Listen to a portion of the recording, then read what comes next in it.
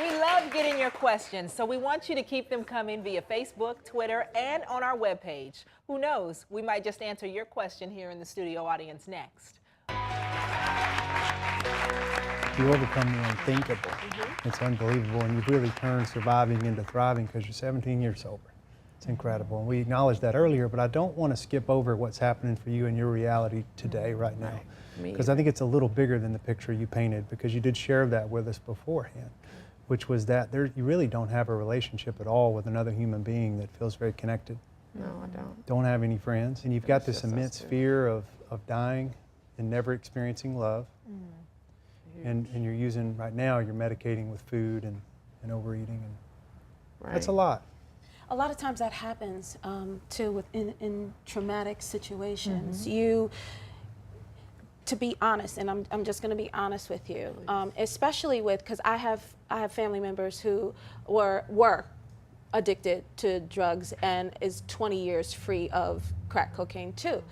So with that said, sometimes we get addicted to other things. We use food as an addiction. Some people use Jesus as an addiction. You know what I mean? So, and then there could also be the addiction to friendships, you know, pulling and pushing away and not being able to be vulnerable and not being able to connect to people because you don't want to be hurt, but at the same time you need them, I need them. You know what I mean? Does that make sense for you? It makes a lot of sense. Wow. So it's the addiction turns itself into something else. That's amazing. Do you know what I mean? And then becomes judgment. It becomes the hiding. It becomes the hiding. Whatever I can put up in front of me so you don't see the real me, Thank you. then that is what I'm going to do. So if I can throw religion in order to keep the distance, because everything you say or everything you do, I use the Bible to justify why it's not the correct thing. And I feel like we're doing a little bit of that right now. Yeah. We're just skirting all around the issue and talking about what's not, your smile's telling me that too. Because that's why I keep reflecting back to your current situation and your pain. And that's one of the things that's really common for me as a recovering guy, for all of us that are in recovery. We can get into this spin of what we do that is working and avoid what's not. And you're living sober, you got that part working, but life is not working out. And it's causing you a lot of pain. It's true. And I see the pain on your face right now. But I don't know what is the solution.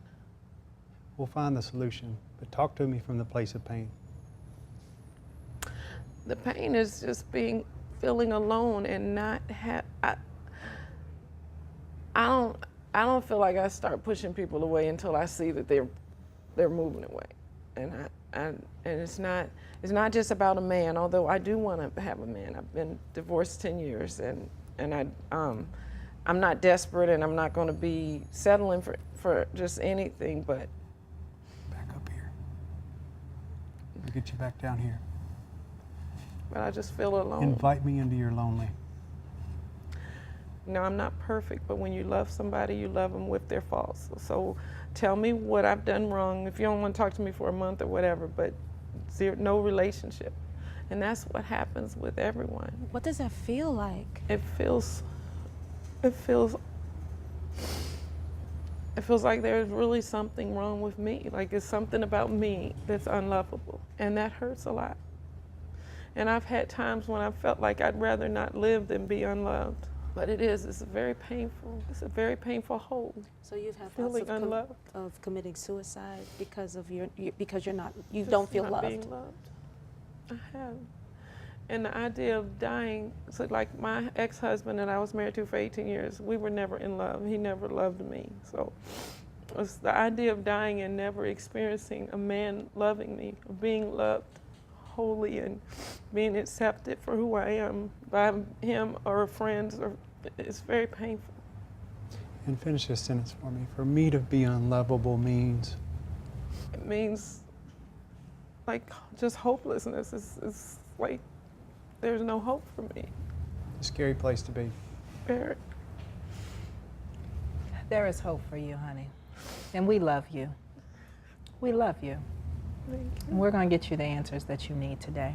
Okay? So we reached out to Kina, who is one of the friends of Carol, who says that she's been rejecting her. We're going to hear what she has to say when we come back next. And not only that, But we're going to work to get Carol the answers, to help her figure out how to get herself on the path that she wants to go so that she can open up her heart and experience the love that's waiting for her. We'll be back with more right after this. Coming up, You have to, like I said earlier, forgive yourself. Forgive yourself of the shame. There is hope.